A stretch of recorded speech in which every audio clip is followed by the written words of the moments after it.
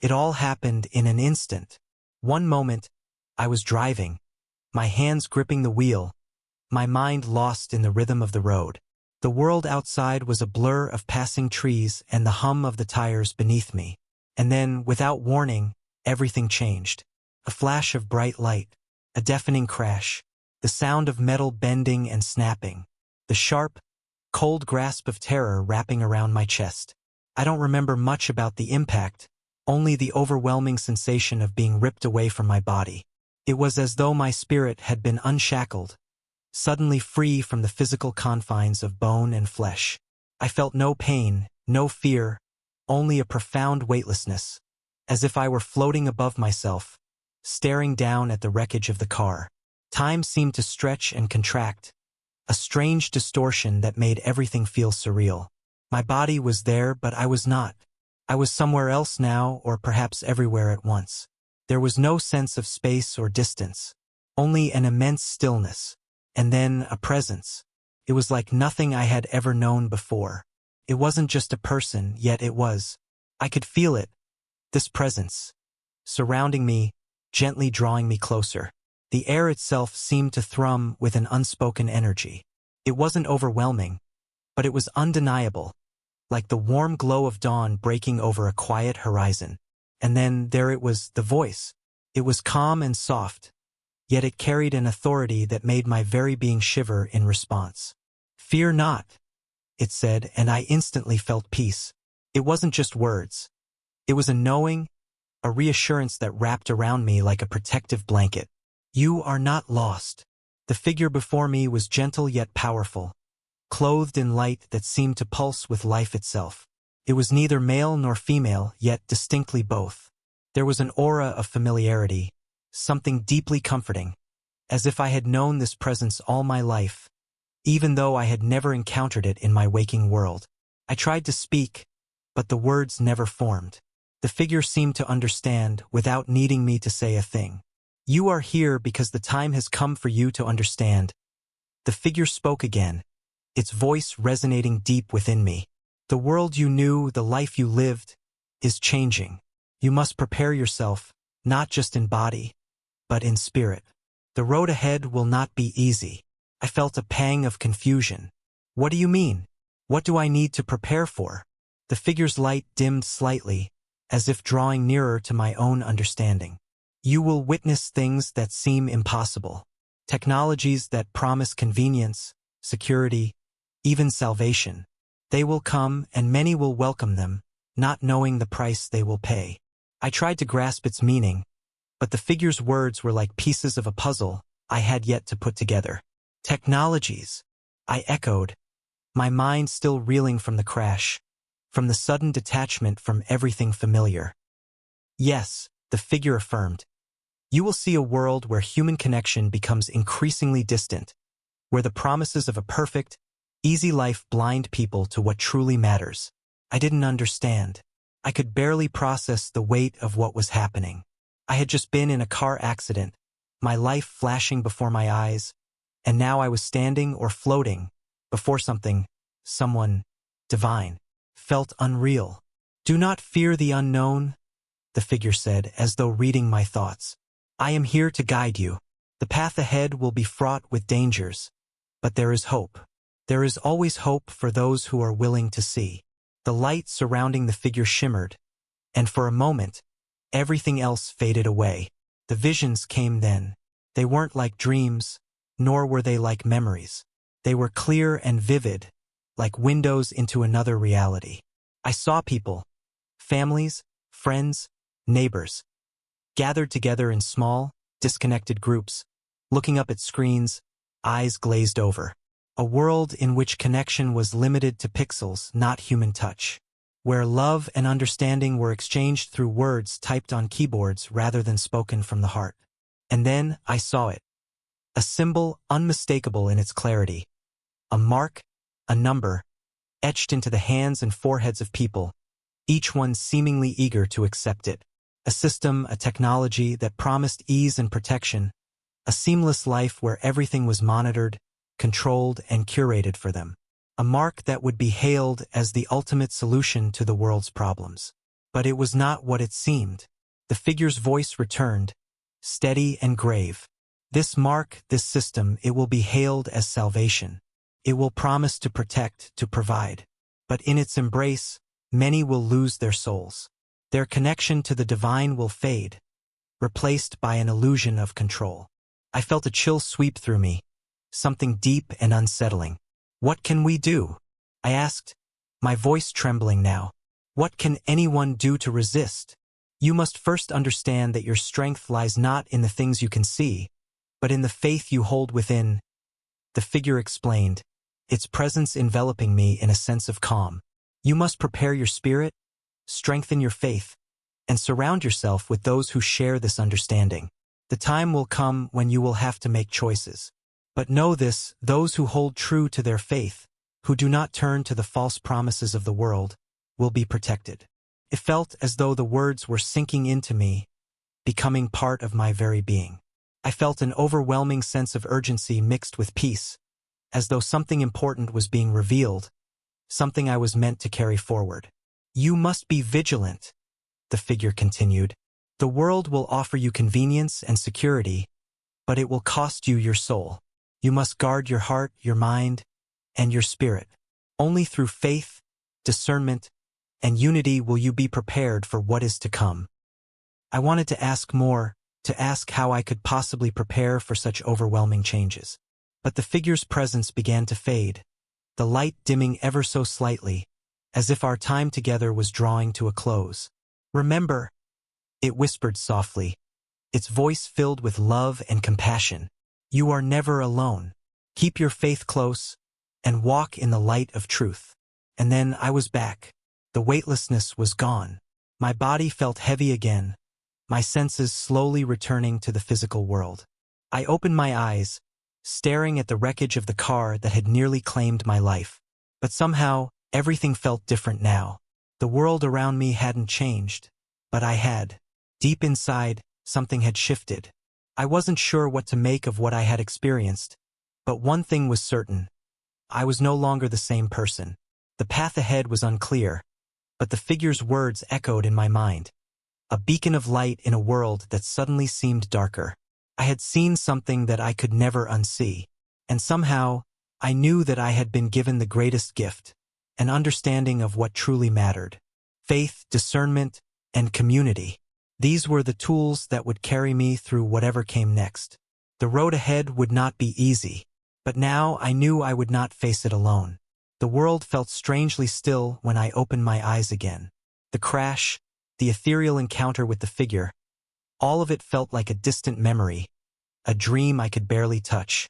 But the weight of it lingered, a deep sense of knowing that something monumental had been revealed to me. I didn't fully understand it. How could I?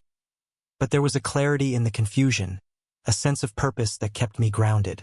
For days after the accident, I found myself reflecting on what the figure had said. I felt the urge to understand more, to grasp the depth of the warnings that had been given. My mind seemed to keep replaying its words. You must prepare yourself, not just in body, but in spirit. There was a sense of urgency, an unease that I couldn't shake, as if the world itself was holding its breath. And then, one night, it happened again. I was lying awake in the quiet of my room when the air shifted. The stillness deepened, and suddenly, there it was, the presence, the light, the voice that had so gently pulled me from the darkness before. You are ready, it said, and the warmth of its words wrapped around me, comforting yet commanding. It is time to see the world as it will be. Before I could respond, the vision began. The world unfolded before me, but it was not as I had known it. The streets were filled with people, their faces illuminated by the glow of screens. They moved with purpose, but there was something hollow about their eyes, something missing. I saw families gathered around tables, each person absorbed in their own digital worlds, disconnected from the lives of those sitting beside them. The sounds of real human interaction had been replaced by the hum of machines, the clicking of buttons, the endless scroll of notifications. I tried to call out to them, to make them see me, but no one noticed. It was as though I was a ghost in their world. They moved through their days, each moment a blur of convenience and automation. all driven by a force I couldn't yet understand. A quiet sense of dread washed over me as I watched them, all too absorbed in the new reality they had built for themselves. And then the mark appeared. It was subtle at first, almost imperceptible. A small device implanted under the skin, at the wrist or behind the ear. A thing that people wore like a badge of honor, as though it were a symbol of progress, of safety. The first few users were celebrated, praised for embracing this new technology. It was presented as the answer to every problem. No more passwords, no more credit cards, no more worry about losing keys or ID cards. A seamless integration between the human body and the digital world. But something in my chest tightened as I watched. I could feel the pull of the promise, the allure of an easier life, a life free from the mundane struggles that once weighed people down.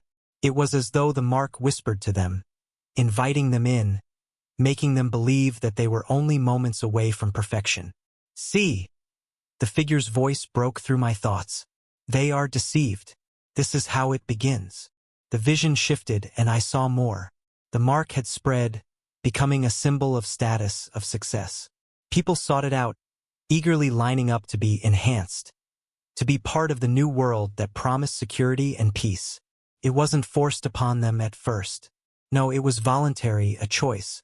People made the decision willingly, believing in the convenience, the promises it brought. They didn't understand what they were giving up. I saw the consequences of their choice, the slow, subtle erosion of their humanity. The mark was more than just a technological device. It was a tether, connecting them to a system far beyond their control. It monitored their thoughts, their movements, their desires. It offered them a constant stream of data, but in return it took something precious, their autonomy. The more they relied on it, the less they were able to connect with the world outside of it. Relationships crumbled as people became more engrossed in their digital selves. Trust in one another faded. Fear of what life would be without the mark began to creep in.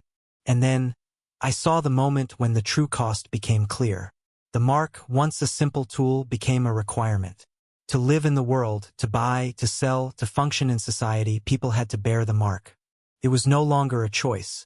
To resist was to be cast out, left to wander on the fringes outside the system. And those who refused to accept it, those who stood firm in their beliefs, who clung to their faith, were ostracized. They were denied the basic necessities of life. Food, shelter, protection. It was as if the world had become a massive machine, and the people were just parts, easily replaced, easily controlled. The convenience of the mark, once a symbol of progress, now became its prison. The voice returned, steady and grave. This is the deception. The world will promise comfort, security, and even salvation. But in accepting it, they will lose what truly matters. Their connection to the divine, to each other, will be severed. They will become slaves to a system that claims to care for them, but only seeks to control them. I watched, helpless, as the people I had seen before, their faces now hollow, their spirits dim, continued on in their lives, unaware of the cost they had paid. They had traded their freedom for convenience, their humanity for control. But there is a way, the voice whispered as though reading my thoughts. Not all will follow. Not all will succumb to the lie. The vision shifted again, and I saw small groups of people, families, friends, communities coming together. They were not connected by the mark, but by something deeper, something invisible. Faith, love, a shared understanding that the world outside was changing, but they would not be swayed by the lies it offered. They didn't need the mark. They had each other and they had faith. They knew that no matter how the world tried to pull them apart, they would stand together, holding fast to what truly mattered. You must prepare as they have, the figure said softly. Your strength lies not in the technology of the world, but in the strength of your spirit, the love you share, and the faith you carry within. The vision began to fade, and I felt myself being drawn back into my own body, back into the world I had known before. But I wasn't the same. I had seen the truth. I understood now, in a way I never had before, that the world was heading down a path that would lead to destruction unless something shifted, unless people realized that what they were being offered was not freedom but slavery. As the figure's voice lingered in my mind, I made a vow, one I hadn't fully understood until that moment, to resist the allure of convenience, to protect my faith, and to help others see the truth before it was too late. I awoke in a cold sweat, my heart pounding in my chest. The vision had been so vivid, so real, that for a moment, I couldn't tell if I was still in that ethereal place, or if I had truly returned to the world I knew. The echoes of the divine figure's words still lingered in the quiet of my room, reverberating through the stillness like a distant warning bell. You must prepare. Your strength lies not in technology, but in your spirit, your love, and your faith. The weight of those words pressed upon me, as though they were a responsibility that had been placed squarely on my shoulders. I knew now, with a clarity I couldn't ignore, that the world I had once trusted, the world that had seemed so familiar, was changing. The mark, a symbol of convenience, security, and progress, was not just a technological advancement. It was a deception, wrapped in the guise of salvation. And I began to see it everywhere. Started slow at first. A whisper here, a promise there. The mark wasn't something that would be forced upon people all at once. No, it would slip into the fabric of society gradually, almost imperceptibly. Like the slow creep of dusk, it would begin with small conveniences, simple things that seemed too good to pass up. I saw it in the news. Advertisements for a new kind of identification, one that would do everything for you. No more searching for your phone, no more carrying a wallet, no more worrying about forgetting your keys, your credit cards, or your ID. Everything you needed would be in the palm of your hand, or rather, under your skin. It would be a miracle of technology, a perfect solution to the chaos of modern life. Just one simple implant, the ad promised, and never worry about losing track of your life again. It was presented as freedom, convenience, security, everything we had ever wanted, wrapped up in a tiny chip that could fit under the skin. I saw people marveling at it, eager to take the leap into this new world. It seemed harmless at first, even beneficial. Who wouldn't want to live in a world without the burden of remembering passwords or fumbling for a credit card? But the figure's words echoed in my mind. This is how it begins. It will look like salvation, but it will be the chains that bind you. I saw the subtlety of it. How the mark wouldn't be forced upon anyone at first. No, it would be offered as an option, a choice. People would choose it willingly, eager to embrace the promise of an easier life. And in the beginning, it would feel like a blessing. People would be more connected, more efficient. Their lives would be smoother, more streamlined. The world would seem to move in perfect harmony. But in the quiet spaces of their hearts, something would begin to wither. As the days passed, the reality of it settled in. I watched as more and more people around me embraced the mark. At first, it was just a few early adopters, those who always rushed to embrace the newest technology. But soon, the masses followed. It became a status symbol, a way to show that you were in the know, that you were on the cutting edge of progress. To not have it began to feel like being left behind, like being out of touch, like being an outsider in a world that was moving forward without you. The promises were too alluring, too convincing. People were told that with the mark, they would never be alone. They could connect instantly with anyone, anywhere. They would never lose touch with their loved ones. They would have access to all the information they could ever need, right at their fingertips. Their world would become a seamless, effortless existence. But the true cost of that seamlessness was hidden. People didn't see how the mark would control them, how, by accepting it, they would be giving up their most precious gift, free will. They wouldn't realize how their thoughts, their desires, their very movements would be subtly manipulated. The more they embraced the mark, the less they would be able to think for themselves. I saw it in their eyes. The first signs were subtle, slightly vacant stares, a growing obsession with checking the screens in their hands, an inability to focus on anything outside of the world they could access through the mark. Relationships were strained as the digital world became more important than the people standing in front of them. A sense of isolation began to creep in, even in the midst of the most connected society the world had ever known. And then came the pressure, the slow, inevitable pressure to conform, To not have the mark became a barrier to participation in society. The world's systems began to rely on it more and more. People who resisted found it increasingly difficult to function.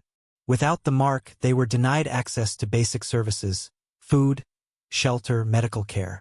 They were locked out of the digital spaces where everyone else lived, unable to connect, unable to belong.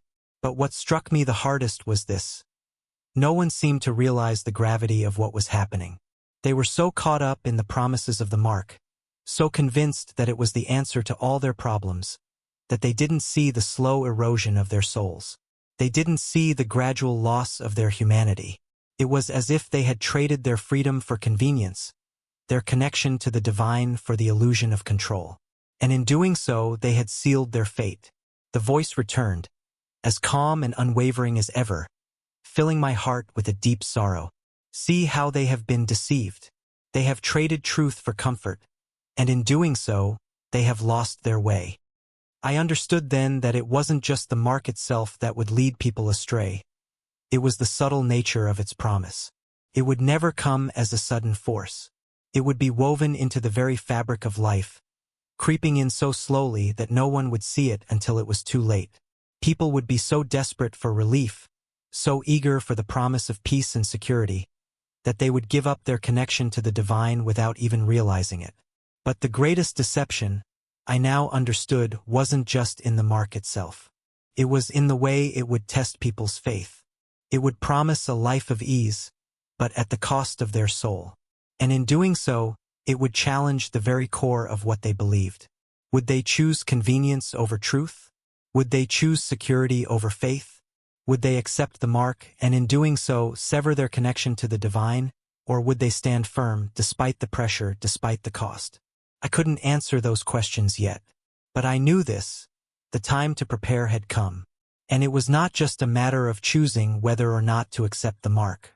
It was a matter of guarding the heart against the subtle deceptions of a world that promised everything, but would give nothing of lasting value. The world would try to pull me in, try to convince me that it had the answers, that it had solved the problems of the past. But I had seen the truth.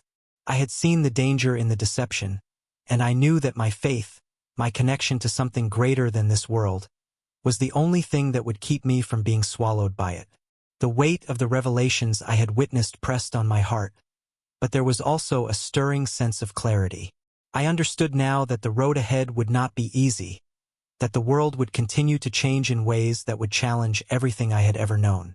But there was also hope that I could be part of something greater, something more enduring than the false promises of convenience and security that the world was offering. The divine figure's voice had returned again, as steady and unwavering as before, carrying with it both a sense of urgency and a deep compassion. You have seen the truth, it said softly. Now you must prepare, not just for yourself but for others as well. You must help others see, guide them toward what is true, and build a foundation that cannot be shaken, no matter what comes.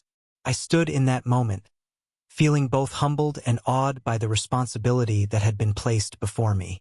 How could I, one person, make a difference in a world so deeply entrenched in its own illusions? But the figure's words were clear, and I knew that what was being asked of me wasn't just a passive observance of the world's decline. It was an active preparation, a call to strengthen my faith, to nurture a community, and to build practical solutions that would stand against the tides of change. Spiritual growth must come first, the voice continued, and the room seemed to fill with a deep, resonating calm, as though the very air around me had shifted. Your foundation must be rooted in faith. Without this, all else will falter. I closed my eyes and took a deep breath, absorbing the weight of this truth. I realized now that the world's promise of convenience, of an easy, effortless life, was only a distraction from the real work that needed to be done. The true purpose of life had never been about ease or comfort. It was about growth, about testing our faith, about walking through challenges with courage and humility. The mark and all that it represented would attempt to take that away, to rob people of the very essence of what it meant to be human. The ability to choose, to grow, to connect with the divine. You must make your faith unshakable, the voice said again, and this time, there was a sense of urgency in its tone. Nurture it daily. Pray, reflect, seek the divine in all things. This is how you will be prepared when the trials come. I knew that this wasn't just a call to surface-level belief. It wasn't about going through the motions or following rituals without understanding. It was a call to deepen my relationship with the divine, to seek a connection that went beyond the superficial. This would be the anchor that would hold me steady when the world around me tried to pull me into its chaos. But faith alone will not be enough, the figure added, its voice compassionate yet firm. You must also build a community that will support and strengthen each other when the world begins to break down. The words struck me deeply. In that moment, I understood that faith wasn't just something personal, something to be lived in isolation. It had always been meant to be shared, to be lived in connection with others. The strength of a community of believers would be the only way to withstand the pressures of a world that would try to tear people apart. You will need each other, the voice explained, because the world will grow more divided, more disconnected. People will be drawn into the false promises of security, of the mark, and they will lose sight of what really matters. But those who stand together, who share their faith, will endure. The figure's words filled me with a sense of clarity that I had never known before. I had spent so much of my life focusing on individual growth, on bettering myself, my career, my life. But now I understood that the greatest strength would come from sharing this journey with others. I could not face the coming trials alone. I needed a community, and I needed to help build it. But the divine figure's guidance did not end there. You must also prepare practically, for there will be a time when the systems of the world will fail you, it said, and I felt a deep sense of urgency in the air. You cannot rely solely on the convenience of technology. You must develop skills that will allow you to be self-sufficient, to provide for your needs when the world's systems no longer work as they once did. I felt a shift in the air, a subtle but undeniable energy that urged me to action. The figure's words were not just abstract, they were tangible, practical. I understood now that spiritual preparedness wasn't just about praying or reflecting. It was about taking action, about being ready for what lay ahead. This was not the time to remain passive, to wait and hope. This was the time to take responsibility for my own life, to make the necessary preparations to endure the difficult days ahead. You must learn skills that will serve you and your community, the voice continued. Learn how to grow food, how to repair things, how to live off the land. You will need to be resourceful, to work with your hands and your heart. The world will change, but those who are prepared will stand firm. The lessons were clear. It was not enough to simply be spiritually prepared. I had to be practically prepared as well. The days of relying on technology for every need were coming to an end. The systems that had once provided for us would no longer be able to support us when they collapsed under the weight of their own corruption. Teach others what you have learned, the figure added. Share this knowledge, for the more who are prepared, the stronger your community will be. The more who know the truth, the less power the false systems will have over them. And with those words, I understood the full weight of the responsibility that had been placed upon me. It wasn't just about surviving. It was about helping others survive, about building something that would last, something that would transcend the temporary promises of the world. The mark, the false system, could offer only temporary relief, but the foundation of faith, community, and practical preparedness would endure. I had seen the truth, and now it was my task to share it, to prepare my spirit, to nurture my faith, to build a community of believers, and to equip myself with the skills necessary to face the challenges ahead. As I stood there, in the quiet after the figure's departure, I felt a peace settle over me. It wasn't the peace of knowing everything would be easy, or that the world's troubles would go away. It was the peace of knowing that I had been shown a way forward, a way that would lead me through the trials to come, and help others do the same. The road ahead would be hard, no doubt, but I knew now that I was not alone. The divine figure had shown me the path, and it was up to me to walk it, to prepare myself, to prepare others, and to face the coming storm with faith, courage, and love. The air around me grew still, a profound silence settling in as the figure's presence lingered. It was as though time itself had slowed, and the weight of everything I had experienced thus far pressed on me all at once. Every lesson, Every revelation, every vision was etched into my heart. The world I knew was fading, changing in ways that I could not yet fully comprehend. Yet, amidst the uncertainty, there was a sense of peace that came not from the world, but from something far deeper, a reassurance that somehow, some way, all would be well in the end. Do not fear what is to come, the figure's voice spoke again, filled with a quiet authority that seemed to calm every storm within me.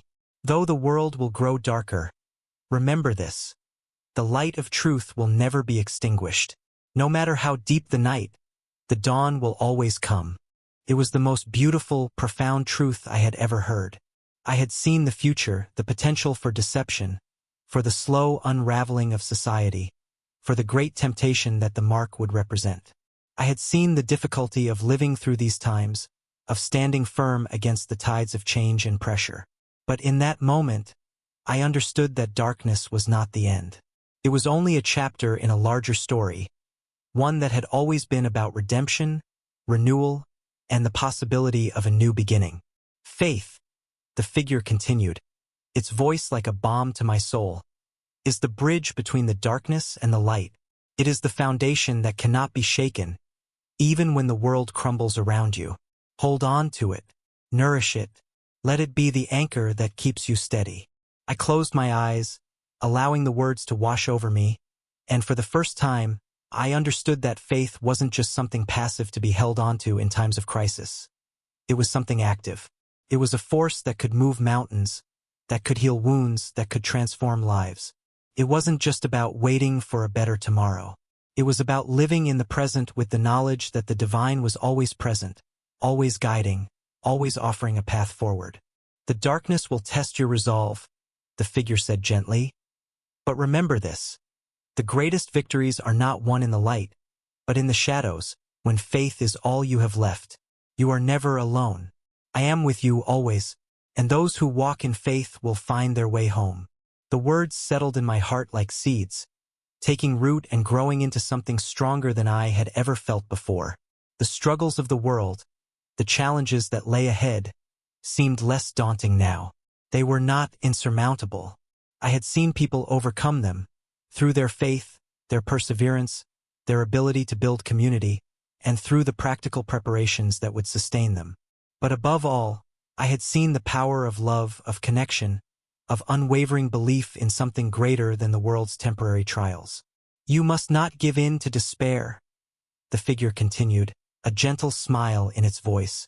The world may seem lost, but it is never beyond redemption. Where there is darkness, there is always the possibility of light. Even in the most troubled hearts, there is the potential for renewal. Even in the most broken places, there is the chance for healing. But you must have faith. Faith that there is more to this life than what the world shows you. The world would continue to grow darker. I knew this. It was inevitable. There would be those who fell victim to the illusions, those who would choose the false promises of convenience over the enduring truth of faith. But in the quiet moments of solitude, in the spaces where true connection could still be found, there would always be a spark.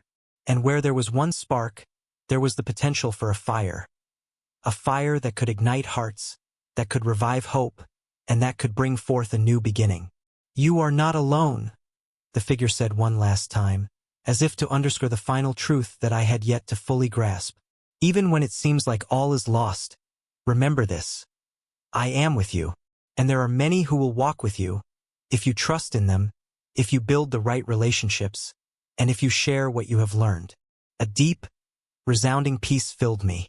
The fear that had gripped my heart for so long slowly began to fade, replaced by an unwavering sense of purpose.